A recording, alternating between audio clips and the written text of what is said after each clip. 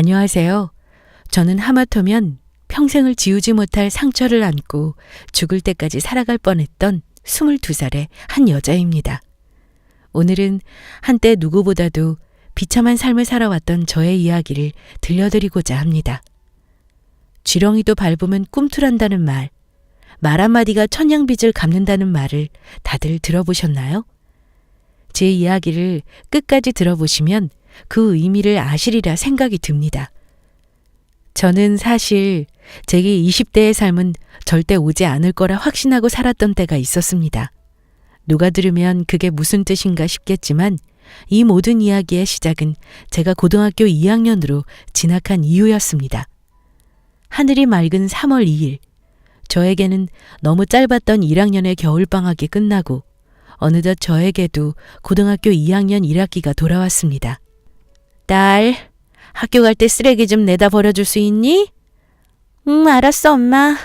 근데 내 양말 어디 있지? 나 늦었어. 빨리 찾아줘. 저의 고등학교 2학년 첫날, 마음도 들뜨고 발걸음도 가벼웠습니다. 앞으로 함께 1년 동안 같이 할 친구들을 만날 생각하니 너무 설레이던 날이었죠. 그때까지만 해도 저의 삶은 그 누구보다도 찬란하고 빛나는 인생을 살 거라는 제 확신으로 학교 생활 하루하루가 너무 행복할 것만 같았습니다. 박성아, 왜 이제 왔냐? 오늘 빨리 가서 매점 들렀다가 들어가자고 했잖아. 민주야, 진짜로 미안해. 엄마가 음식 쓰레기 내놓고 분리수거하고 등교하라고 해서 시간이 좀 걸렸어. 버스가 눈앞에서 출발해버려서 놓치는 바람에 얼마나 뛰었는지 몰라. 야, 오늘 1학교 수학이야? 진짜 짜증나. 숙제 까먹었단 말이야. 으이그, 언제까지 몇 시간마다 벌 좀 받을래? 내 거 지금이라도 보여줘? 귀찮아. 네가 좀 대신 써주면 안 돼? 내가 이따 매점빵 쏠게. 응? 오, 세은이 왔다. 야야, 김세은, 여기 자리 맡았어. 고등학교 1학년 때도 친하게 지냈던 저의 친구들. 민주와 세은이는 저에게 매우 소중한 친구들이었죠.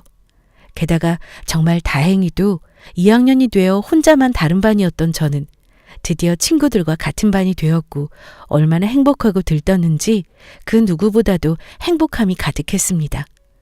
누구든 학창시절에 특히 사춘기 때는 그러하듯 그 당시 저에겐 제 친구들이 가장 베스트였고 제 인생에 있어서 일부분이자 저에게는 가족만큼이나 중요한 존재가 된 착한 친구들이었습니다.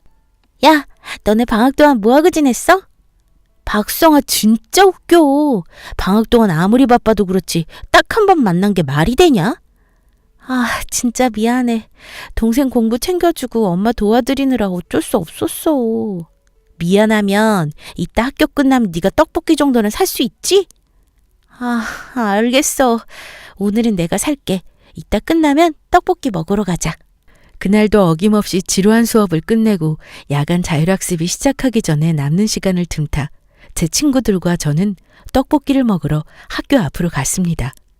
여느 때와 다름없이 떡볶이 집 앞은 학교 아이들의 줄로 성화를 이루었고 저 또한 친구들 사이에 껴서 수다 떨며 하하호호 음식이 나오기만을 기다렸죠. 진짜 좀 비키지? 주문했으면 옆으로 비키라고. 미안해.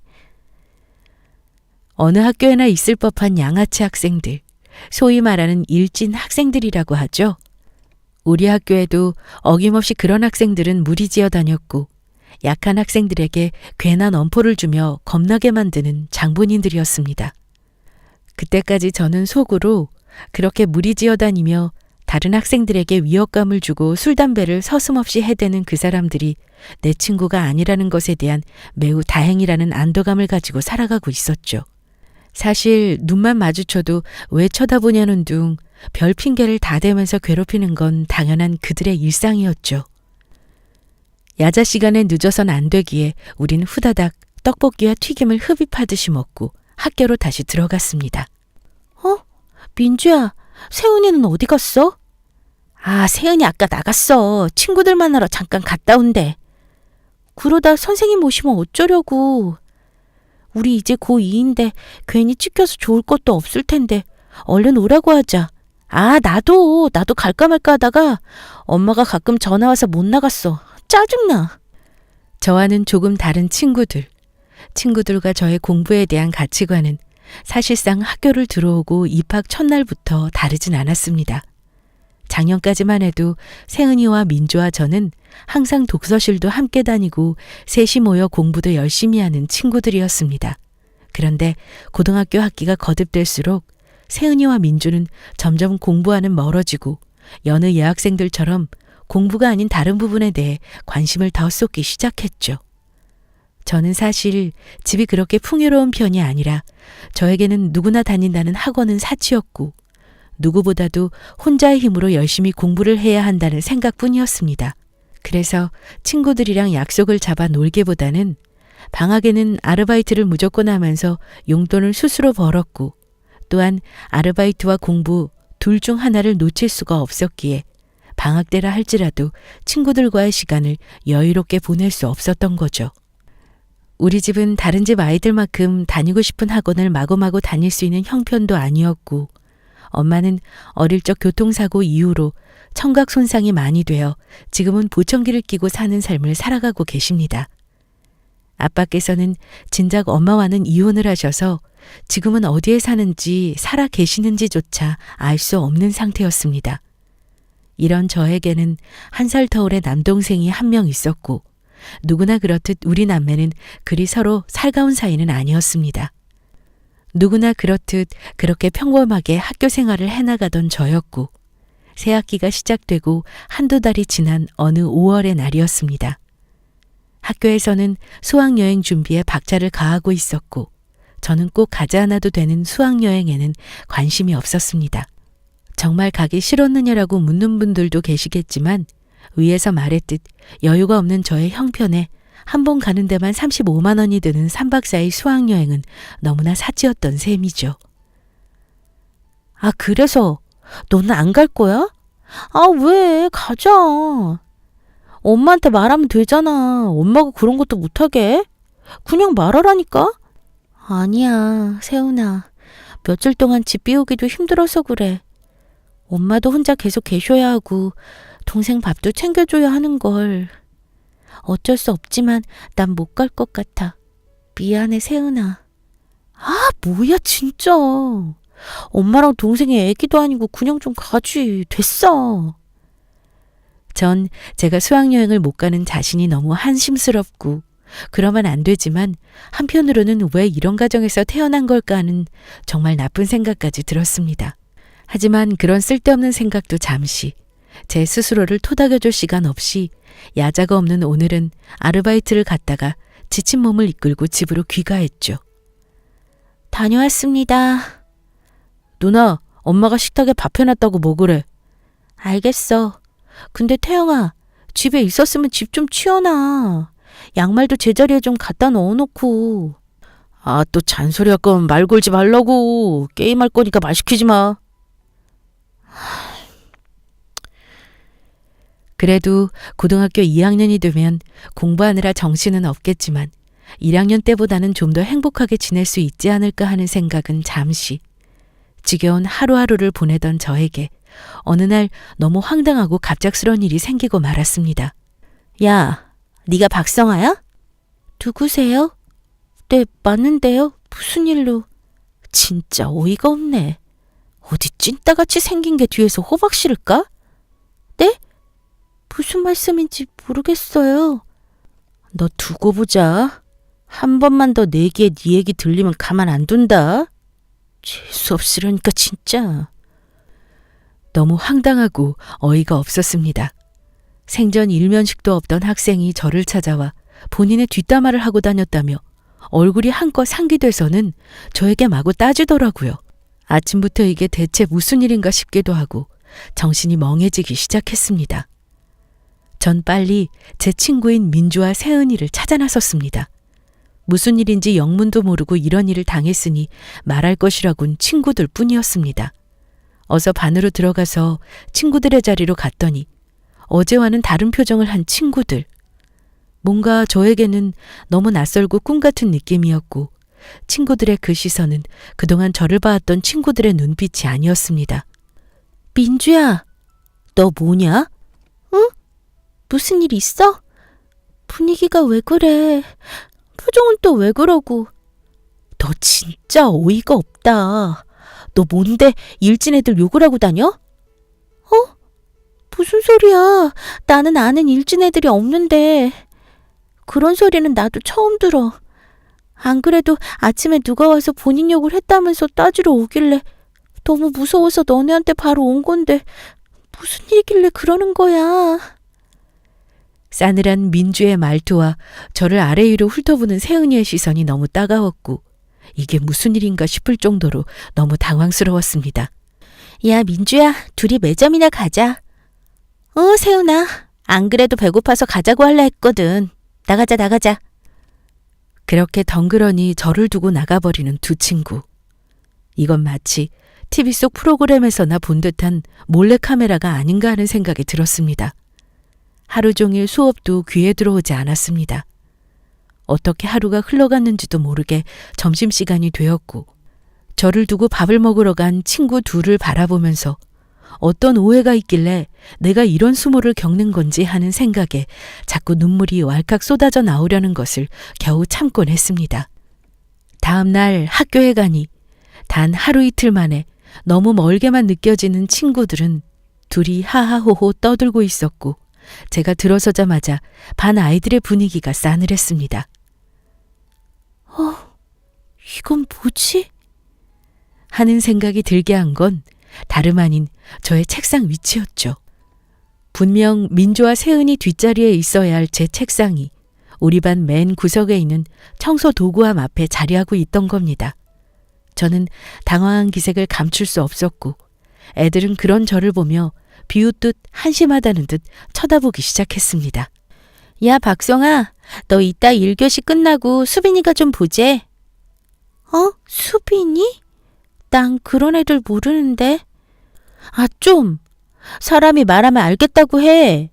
그냥 토달지 말고 짜증나니까. 그리고 너 숙제했지? 내가 어제 깜빡하고 애들이랑 놀다 못했거든? 내 것도 4교시 수학 시간 되기 전에 해놔. 어제와는 너무 다르게 차가워진 세은이의 말투와 행동, 그리고 반 친구들의 차가운 시선이 모든 게 어떻게 된 영문인지도 모른 채 저는 세은이가 말한 수빈이라는 친구를 만나러 복도로 나갔습니다. 친구들에게 들어보니 제가 일진들에 대해서 평소에도 안 좋게 평가하고 뒤에서 욕을 하고 다니면서 그 친구들을 한심하게 봤다는 겁니다. 저는 전혀 그래 본 적이 없고 그런 생각을 해본 적이 없었습니다.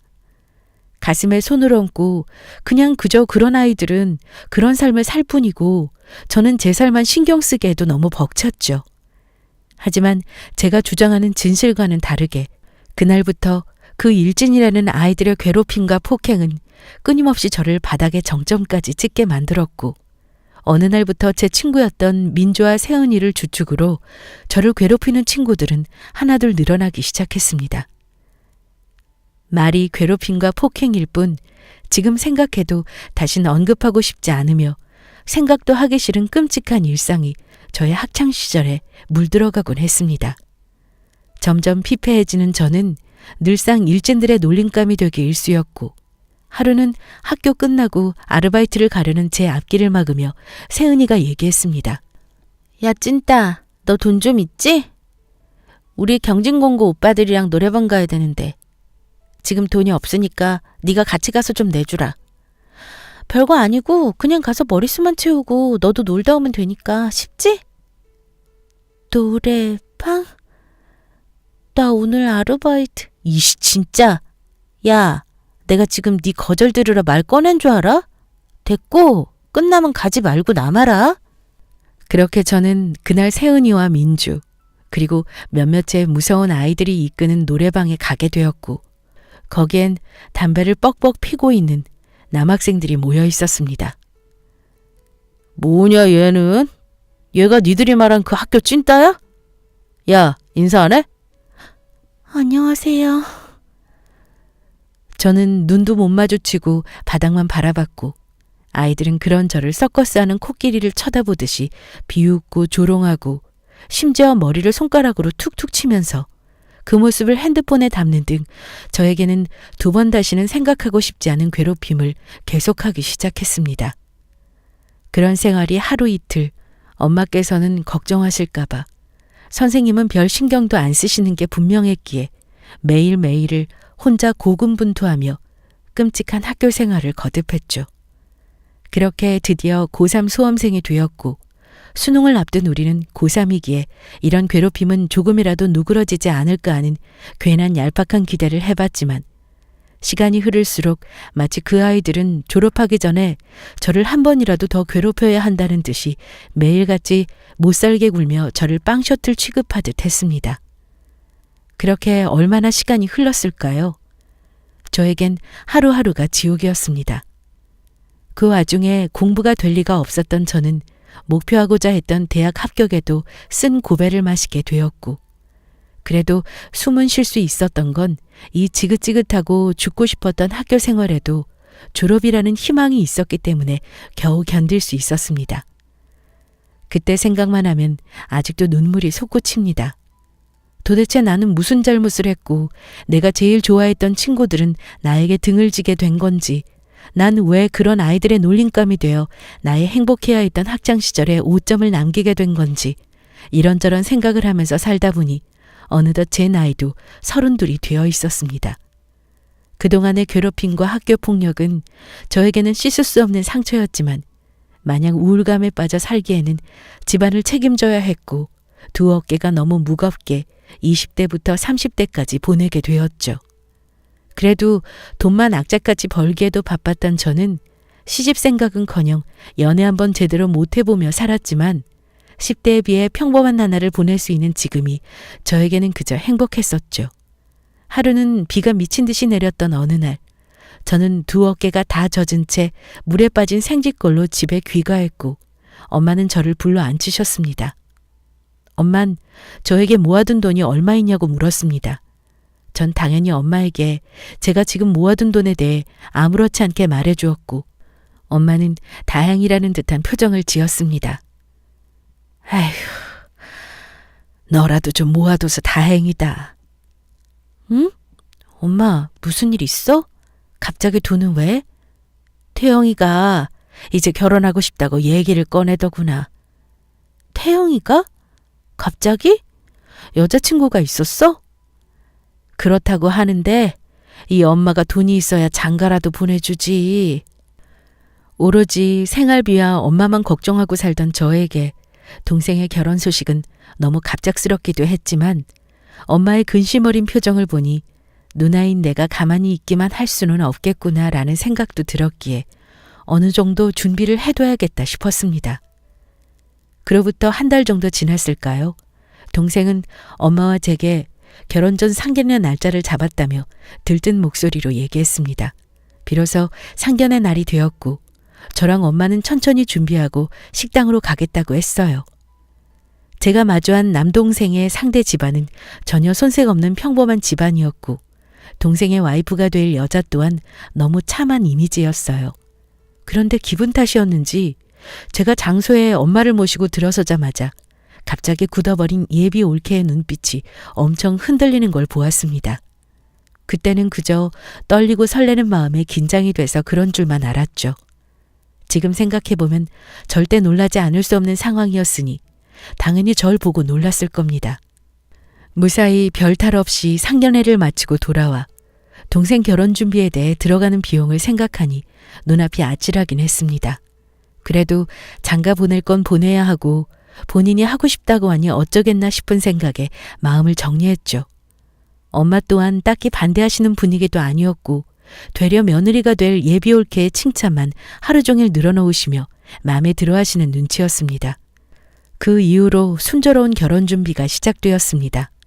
학교를 졸업하고 뒤도 돌아보지 않고 쉼없이 달려왔던 저에게 동생의 결혼이라는 건 너무 큰 행사 중 하나였고 앞으로의 제 인생에 대한 걱정이 많이 들었지만 우리 가족에게 있어선 정말 행복한 일을 앞둔 것이기에 기분 좋게 동생에게 금전적 지원을 아끼지 않으며 도왔죠.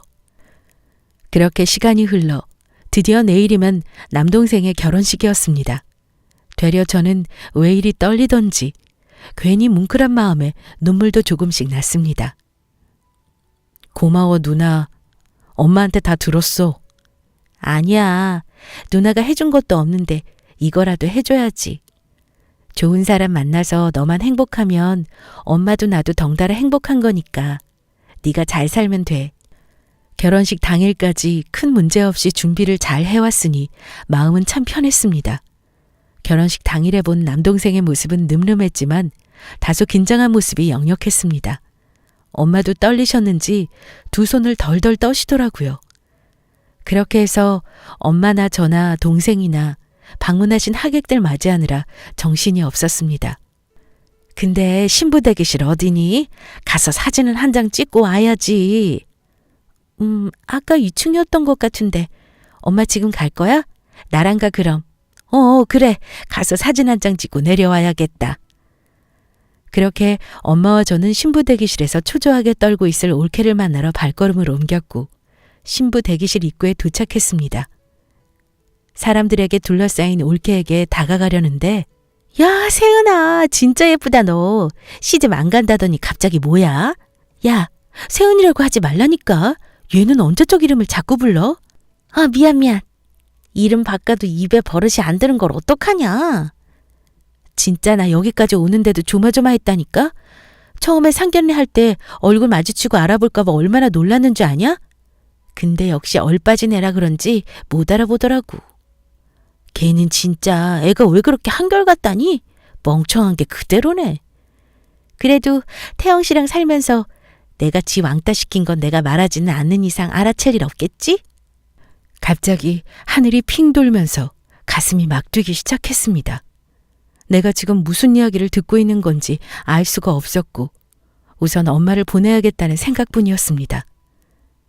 엄마, 지금 안에 사람이 너무 많아. 우선 내려가 계시고 나 화장실만 갔다가 따라 내려갈게. 아니 그래도 사진은 찍고 엄마 좀 이따 와서 찍든 하면 되잖아. 얼른 내려가요. 전 엄마를 서둘러 보내드렸고 순간적인 기지로 핸드폰에 있는 녹음 버튼을 눌렀습니다. 근데 그래서 지금 여기 앉아있는 널 고등학교 때 지 괴롭힌 세은인 걸 모른다고? 참 애가 눈치 없고 별난 건 알았는데 저렇게 둔한 애인지는 몰랐다니까? 아무리 얼굴에 돈 2천만 원을 투자했다고 해도 그렇지 그걸 모르더라고. 지 엄마나 지나 멍청한 게 앞으로도 굴리기 딱 좋은 스타일이지 뭐. 안 그러냐? 야, 진짜 시월드라는 게 없겠다 딱히. 부럽다 부러워 세은. 아니, 소정아? 너 이제 세은이의 세자만 꺼내봐 진짜. 소정이라고 하라고. 자신 없으면 그냥 이름 부르지 말던가. 알았어. 미안해. 근데 어머님은 까탈스럽진 않아? 야, 까탈은 무슨. 어차피 귀도 안 들려서 보청기 없으면 내가 옆에서 뭐라고 해도 듣지도 못하는데 다 참 웃겨서 말이 안 나오더라. 하도 어리버리해서 까탈스러울 것도 없다 야. 제가 지금 들은 저 말이 사실인지 갑자기 귀가 멍해지고 머리가 아팠습니다. 그러니까 정리를 하자면 저기 앉아서 결혼식을 기다리는 신부 대기실 속의 신부는 제 남동생 태영이의 예비 신부이자 저와 고등학교를 같이 다니며 저를 악마처럼 괴롭혀왔던 세은이라는 말인데 이게 진짜 있을 수 있는 일인 건가 싶었고 도저히 믿을 수가 없었습니다. 손은 부들부들 떨리고 머리는 아프고 심장은 쿵쾅거려서 몸둘 바를 몰랐습니다.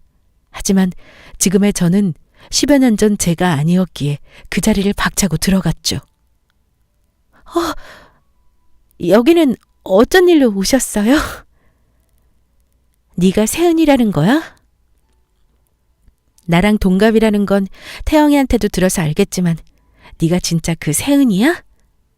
아니 그게 이따가 이야기해요. 곧 식 올려야 하고. 대답해. 진짜 좀 이따 얘기하자고. 내가 지금 말했잖아. 너 내가 예전에 나인 줄 아나 본데 지금은 네가 결혼할 뻔한 사람이 누나야. 그래서 뭐 어쩌라는 건데? 저는 세은이의 면사포를 낚아채버렸습니다. 엉망진창이 된 세은이의 머리, 곧이어 전 부케를 잡아 던져버렸죠. 무슨 짓을 하는 거야 지금? 이건 네가 나한테 했던 짓에 비하면 아무것도 아니야. 알아들어? 전 곧이어 세은이의 멱살을 잡아버렸고 그대로 웨딩드레스를 찢어버렸습니다. 당황한 세은이는 비명을 연신 질러대며 울고불고 난리가 났죠. 이야기를 들은 건지 누가 태영이를 부른 건지 남동생이 뛰쳐 올라왔습니다. 뭐 하는 거야 누나 지금? 야, 너 똑바로 잘 듣고 판단해. 전 아까 버튼 눌러 녹음했던 내용을 남동생에게 처음부터 끝까지 들려주었습니다. 녹음 내용을 듣고 남동생은 화가 단단히 났고 연신 씩씩거리며 세은이에게 다가갔습니다. 너 지금 저 내용이 다 사실이야? 왜 말 안 했어? 왜 우리 누나 괴롭힌 사람이 너였단 거 말 안 했냐고. 아니 그게 자기야 내가 그러니까 말 똑바로 하라고. 저게 다 사실이야 지금? 세은이는 할 말이 없었는지 고개만 떨구고 하염없이 울었고 저는 남동생을 말렸습니다. 그 어떤 남자가 자기 가족을 저렇게까지 욕하는데 참을 리가 없었죠. 남동생은 바로 넥타이를 풀어 헤치며 말했습니다. 야, 이 결혼은 없던 거야. 물러. 너 같은 애랑 결혼하려던 내가 미친 사람이다. 왜 그래? 그러지 마. 내가 다 설명하고 얘기할게. 응? 더 이상 들을 게 뭐가 있어?